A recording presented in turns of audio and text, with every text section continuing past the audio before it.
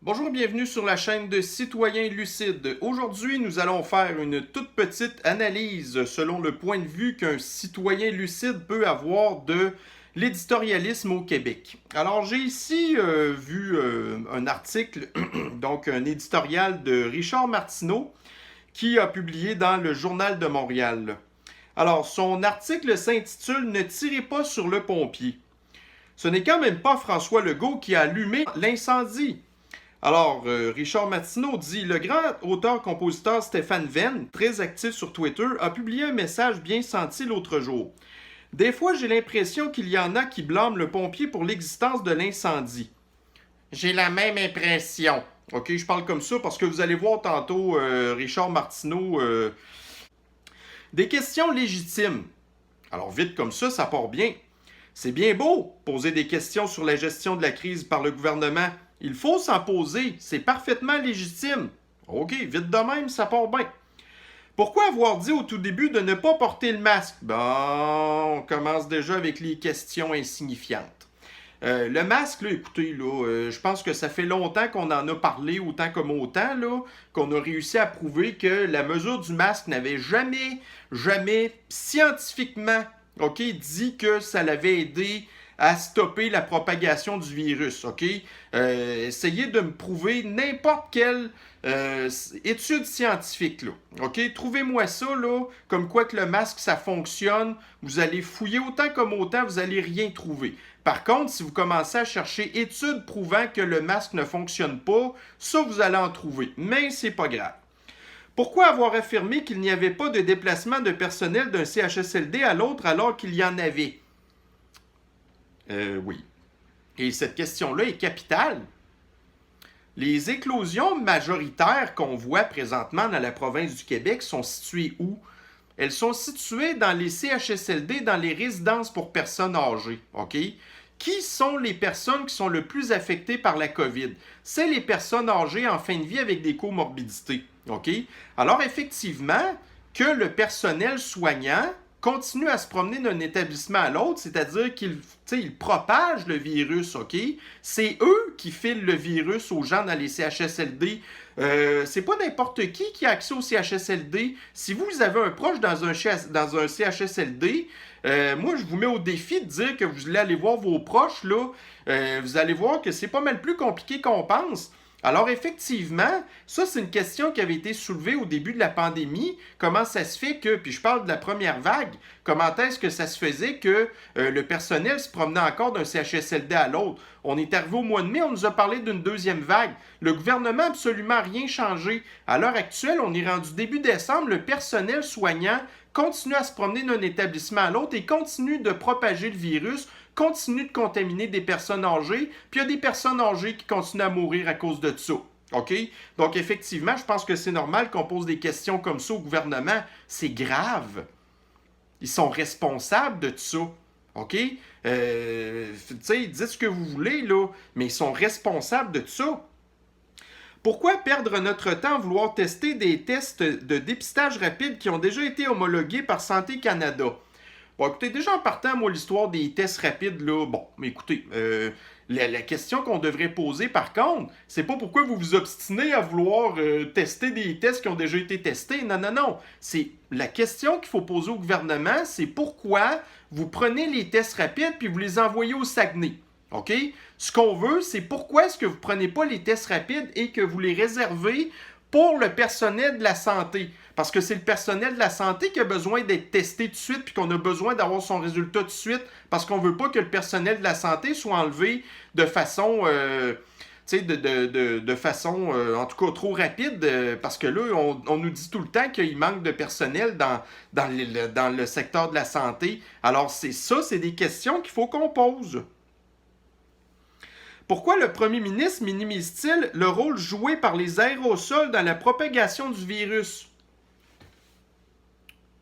Ben, il ne minimise pas. Il ne minimise pas. Regardez, cet article-là, là, il date du... je sais pas, là, mais il date de lundi 7 décembre. OK? Voyez-vous comment est-ce que le gouvernement minimise les aérosols? Il minimise tellement les aérosols que Le masque, ça sert plus à rien. Ils minimisent tellement les aérosols que maintenant, le 2 mètres de distanciation sociale, c'est plus assez. On est rendu dans les commerces, puis là, il faut qu'on ait 20 mètres de distance carrée, 20 mètres carrés de circonférence entre nous, entre chaque personne. Ils minimisent tellement les aérosols qu'à cette heure, ben c'est ça, on peut quasiment plus sortir dehors. Alors, je vois pas.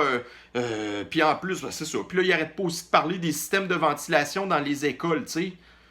En tout cas, peu importe, mais non, le gouvernement ne minimise pas, au contraire, il fait rien que. Je trouve que c'est le contraire.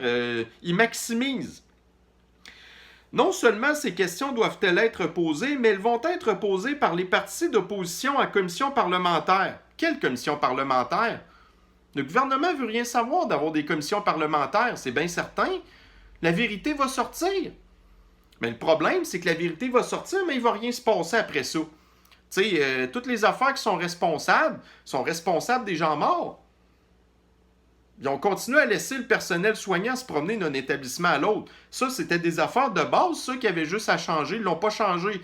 Donc ça, c'est de la négligence criminelle. Vous savez où le problème, vous ne faites pas les correctifs qu'il faut pour arranger la situation. Bon, fait que ça devient de la négligence criminelle. Mais il n'y a aucun politicien qui n'aura jamais aucun problème avec ça. Mais en même temps, modérons nos transports. En tout cas, moi, je le sais très bien que vous dites dans les commerces que ça prend 20 mètres carrés entre chacune des personnes. Ben dans les transports, je suis désolé, mais il n'y a pas de 20 mètres carrés dans le métro puis dans les autobus, hein? Ah, mais là dans ce cas-là, le masque, c'est correct. Puis on sait très bien que les transports en commun, c'est pas là qu'il y a le bien plus d'entretien ménager pour, tout décontaminer les affaires. À la limite, c'est fait une fois par jour, le soir ou le matin. Puis après ça, pendant la journée, tout est beurré. Puis regardez, après ça, venez me faire à croire qu'il y a personne qui touche au poteau, qui touche au banc, puis qui se met pas les mains d'en face, qui atchoum, qui se met les mains d'en face, après ça, qui touche à des affaires. Mais en tout cas, peu importe, ça, ces questions-là, il ne faut pas qu'on les pose. François Legault n'est quand même pas responsable de la crise actuelle. Ben, pas à 100%. Mais quand même qu'il serait responsable juste à 5%, ben, mettons que là, on a passé le cap des 7000 morts, ben, qui est responsable de 5%, ben, il est quand même responsable des morts. De ces morts-là. OK? Puis, tu sais, on pourrait aller encore plus loin, mais au minimum, oui, François Legault, il a effectivement sa responsabilité là-dedans. Pensez-vous vraiment qu'il tripe de fermer les cinémas, les bars, les restos, les musées et les salles de spectacle? Ben, prouvez-moi le contraire qu'il ne tripe pas. Prouvez-moi sur quelle science il s'est basé pour dire que ces endroits-là étaient problématiques. Montrez-moi les chiffres qu'il y a eu des éclosions là-dedans. Ouais, il y a eu le bar Kerouac! Oui, c'est vrai, il y a eu le bar Kerouac. Mais entre-temps, il y en a eu combien du monde qui sont allés dans un bar puis qu'il ne s'est rien passé pantoute? Des éclosions dans les restaurants. J'en ai pas entendu parler puis on s'entend qu'il y avait pas mal plus de gens qui se voyaient dans les restaurants que dans les bars, hein? Les cinémas, aucune éclosion. Les musées, aucune éclosion. Les salles de spectacle, rien entendu parler de ça. Puis les gyms non plus. OK? Fait que c'est tout à fait normal qu'on pose des questions. Qu'il se couche le soir en se disant « Hé hé, j'ai encore foutu plein de gens sur le chômage aujourd'hui! » Ben écoutez, François Legault, symbole de la CAQ, symbole de l'OMS, Forum économique mondial, François Legault qui va au Forum économique mondial de Davos en janvier, qui parle de grand reset, qui dit que ça prend une pandémie pour restarter les affaires, qu'il faut tout changer notre mode économique, blablabla. Bla, bla, bla, bla. La meilleure affaire qu'il faut, ben, c'est d'avoir une pandémie. En tout cas, c'est bizarre, c'est des drôles de connexions à faire, mais on se pose encore des questions. Que le docteur Arruda et lui se sont fait des high-five après avoir annoncé qu'ils annulaient Noël. Ben, premièrement, on le savait d'avance qu'ils voulaient le canceller.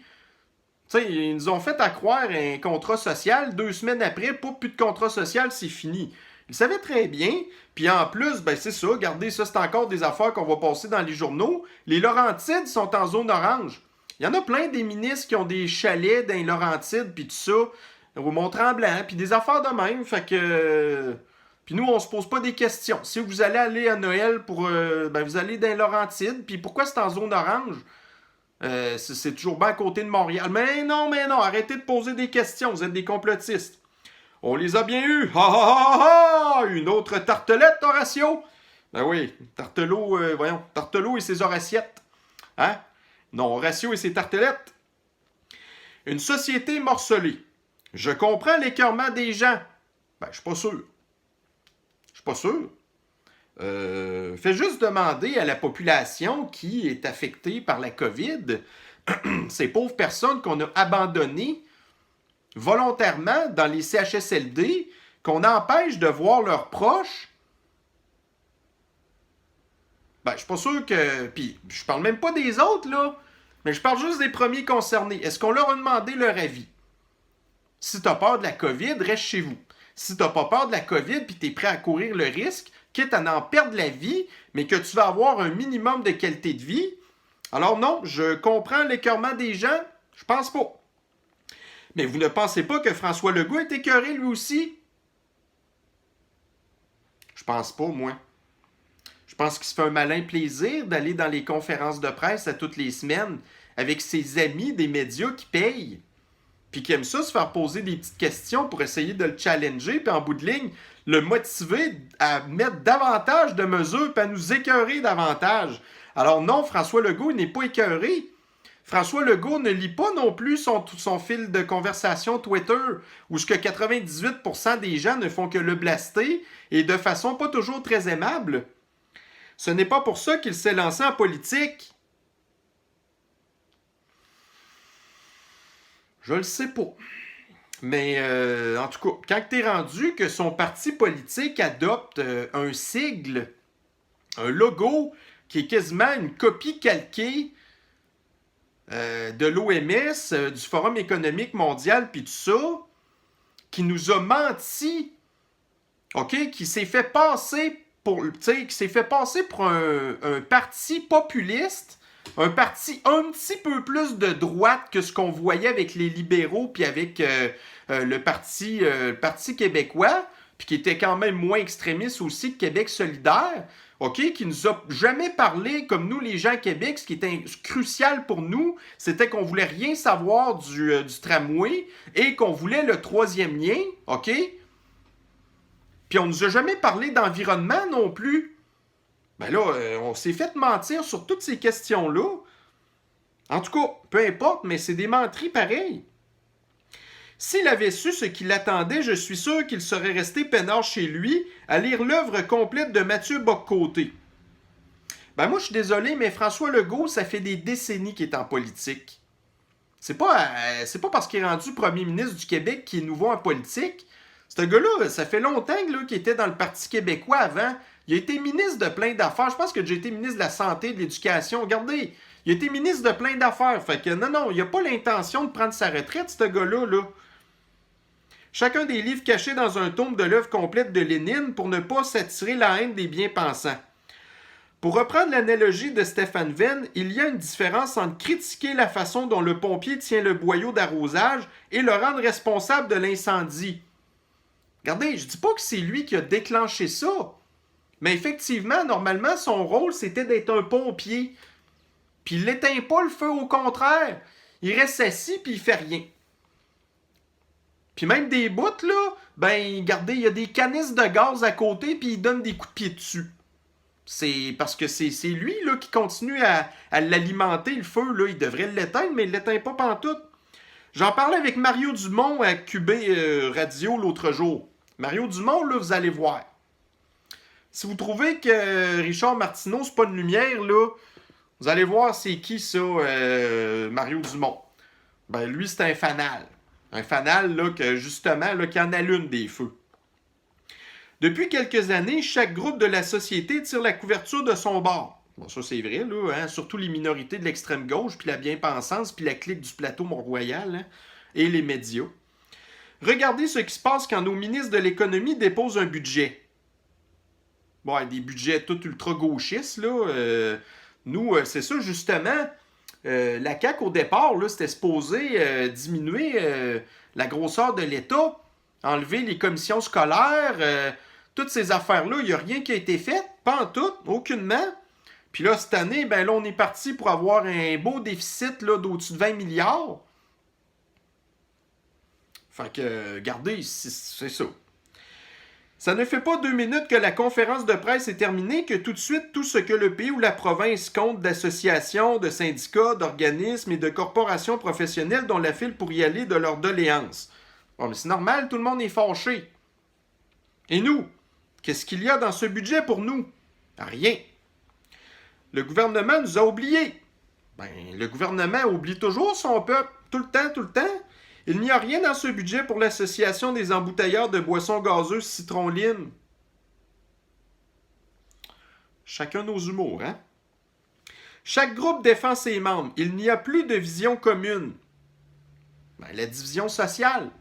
C'est sûr qu'il y a de la division sociale. Mais quand vous êtes rendu que les personnes qui ont le micro et qui ont toute l'attention, c'est des minorités puis des groupes d'extrême gauche puis que les médias, ils sont d'accord avec eux, ben, c'est ça. Il n'y en a plus de vision commune. Parce que nous, les populistes puis la majorité silencieuse, on ne veut rien entendre parler de ça. Ça ne nous intéresse pas pantoute. Idem pour les décisions concernant la COVID. Et nous? Pourquoi nous sommes fermés, nous? Qu'est-ce que le gouvernement a prévu pour nous? Ben, rien pantoute. Puis les programmes d'aide qu'ils leur donnent, c'est tellement compliqué qu'il n'y a personne qui est capable d'avoir de leur aide. Puis même les montants qu'ils leur donnent, c'est absolument rien. Puis de l'aide, moi, jusqu'à preuve du contraire, j'ai pas entendu que c'était un chèque en blanc. De l'aide, c'était comme des prêts, là. Mais c'est de l'endettement. Puis après ça, si vous continuez, admettons, vous décidez le printemps prochain de réouvrir des affaires, des restos, puis tout ça, ça va pas réouvrir à 100% de capacité. Ça va être encore du 50% de capacité, puis ça va durer encore pendant longtemps. Comment voulez-vous qu'ils fassent leurs frais, ces gens-là? Leurs factures ne sont pas coupées par 50%. En tout cas, pourquoi nous devons fermer alors que tel et tel commerce peuvent ouvrir? Ben oui, mais regardez, la SAC, la SQDC, l'alcool, la drogue, tout ça, c'est resté ouvert tout le temps, ça. Jamais eu de problème. Laissons les dépendances aux gens. Laissons les gens avoir des dépendances pires. Laissons les gens se créer des dépendances. Pas de problème avec ça. Dissonance. Pas évident pour un PM de diriger une société dans ces conditions. C'est comme un directeur de chorale devant des chanteurs qui font des vocalises chacun de leur côté. Ben, en tout cas, je m'excuse, mais on ne fait pas du tout partie de la même chorale. OK? Fait que, voyez-vous, c'est ça, Richard Martineau. Tu sais, là, pour les gens qui nous écoutent, qui sont en France, vous avez des excellents éditorialistes. Puis là, vous ne serez pas surpris que je vais vous donner, admettons, le nombre d'Éric Zemmour. OK? Mettons, là, sur une échelle de 1 à 10. Éric Zemmour étant un 10. Michel Onfray étant un 10. Mathieu Bock-Côté, je vais le considérer un 9. Bon, là, vous allez me dire, il n'y a pas de femme dans ton affaire, nanana. Regardez. On va mettre, par exemple, Charlotte Dornelas. Charlotte Dornelas, moi, je lui donne facilement un 8. Ah, mais là, non. Bon, regardez, là. On n'embarquera pas l'histoire misogyne là-dedans, là, mais à un moment donné, il faut comparer des pommes avec des pommes aussi, à un moment donné. Pas de trouble, là. Natacha Polony, même si je suis pas d'accord avec elle, je lui donne quasiment un 9 aussi, voyez-vous? En tout cas, peu importe. Mais Richard Martineau, je suis gentil de lui donner un 1. Je lui donnerais bien un 0, mais si c'est un 0, ça veut dire qu'il ne serait pas du tout éditorialiste, OK? Moi, je ne suis pas un éditorialiste, donc je suis un 0. OK? J'ai pas le titre d'éditorialiste, donc je suis un 0. Alors, Richard Martineau, c'est 1. OK? Alors, voyez-vous, Richard Martineau, c'est quoi? Salut, Richard. Salut, Jean-François. Je t'avais pas vu. Écoute, Jean-François, je trouve qu'on exagère quand même. Avec le coronavirus, on exagère. Il faut se calmer, tout le monde, quand même. Là. C'est pas la fin du monde non plus, là. Il faut se calmer. Moi, j'ai pas changé mes habitudes. Je suis comme avant, exactement. Bon, alors... C'est le même Richard derrière le Mac. Bon, fait que regardez, vite comme ça, tu sais, il veut quand même être comique. OK? Sauf que là, il fait exprès de mettre son masque en dessous de son nez pour faire passer ces gens-là pour des innocents. Après ça, ben là, c'est ça, il met sa blouse, nanana. En tout cas, peu importe. À la limite, ça pourrait avoir l'air clown puis un petit peu drôle, OK?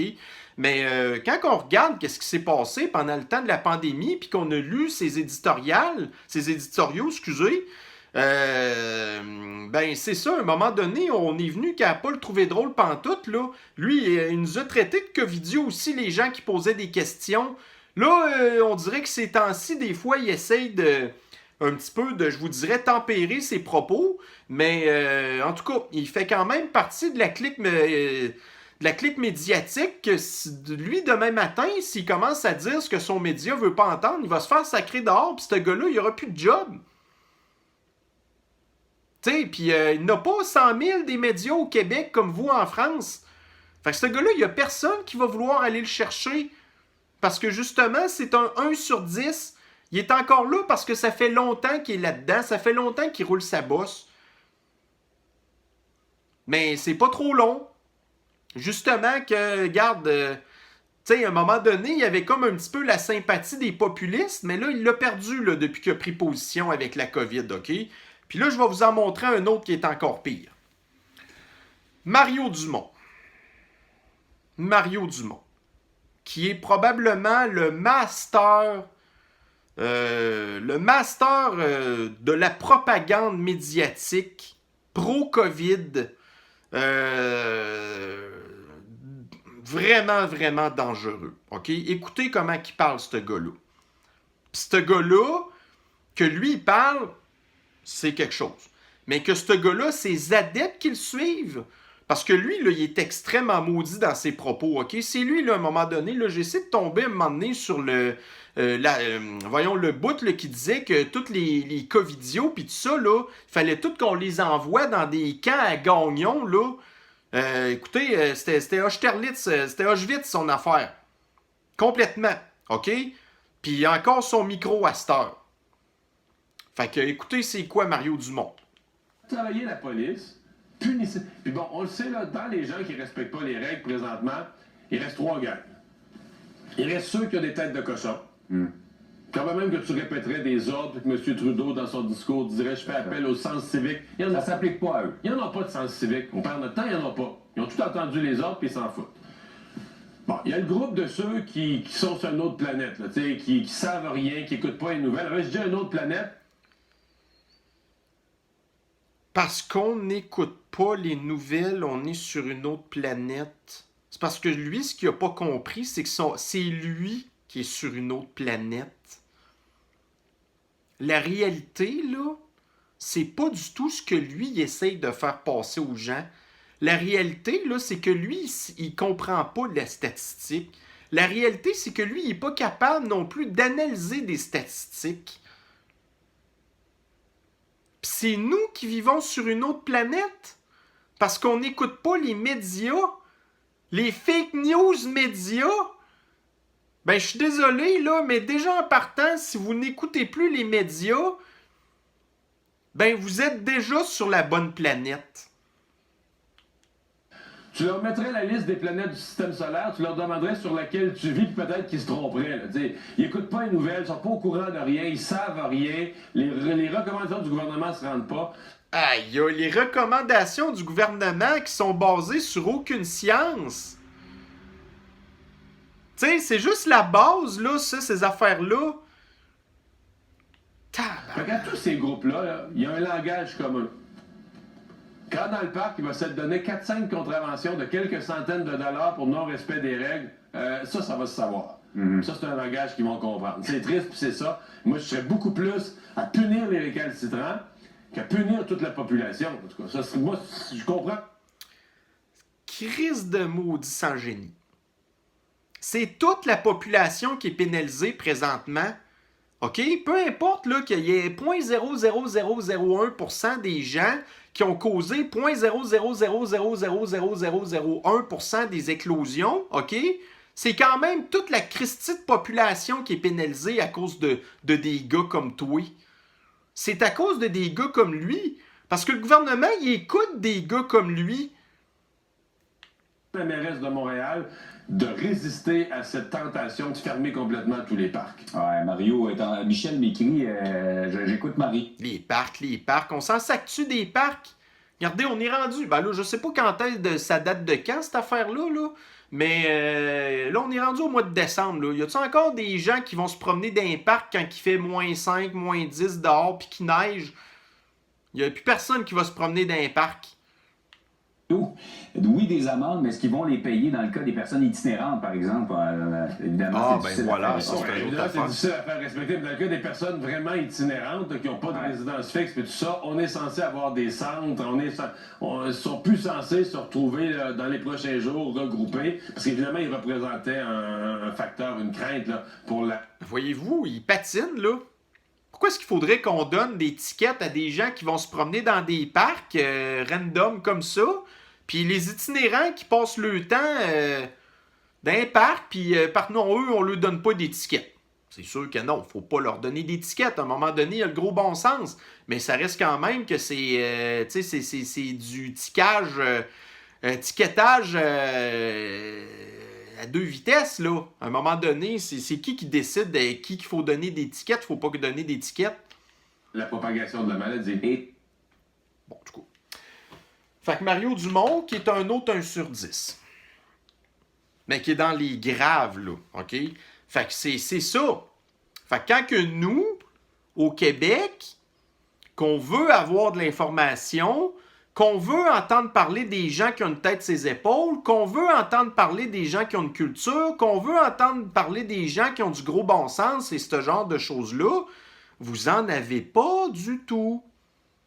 Le seul au Québec qu'on a, tu sais, dans les mainstream médias, qui a de l'allure, ben c'est justement Mathieu Bock-Côté. Puis encore là, il faut faire attention parce que lui aussi, il a fait partie du groupe des covido-anxieux. Mais je vous dirais qu'il n'en parle pas tant que ça. Il s'en vante pas trop. Parce que ça reste quand même un philosophe, hein? Un sociologue, excusez. En tout cas, les deux, je sais plus, là. Mais c'est ça. Fait que c'est juste ça qu'on a. Fait que moi, ben effectivement, ma soif de vouloir entendre des opinions de qualité, ben j'ai pas le choix d'être obligé d'aller en France puis d'aller aux États-Unis. Parce qu'ici, on n'a rien du tout, c'est le vide interstellaire. L'autre qui nous dit, ben en fait, ça serait le vide interplanétaire, là, parce que là, il dit qu'on n'est pas sur la même planète. Ben c'est parce que moi, la planète que lui il vit, ça me tente pas d'y aller. Alors c'est ça, mes chers amis. Quand on écoute des nouvelles puis qu'on est intéressé aux actualités, ben à un moment donné, on fait nos choix. Puis moi, ben j'ai fait le choix de... Puis je le sais qu'il y a de plus en plus de gens qui ont déconnecté leur câble puis que se sont désabonnés des mainstream médias puis tout ça. Puis à ce temps, ben ils vont chercher l'information ailleurs. Fait que continuez comme ça. Je vous souhaite une excellente journée. Bye bye.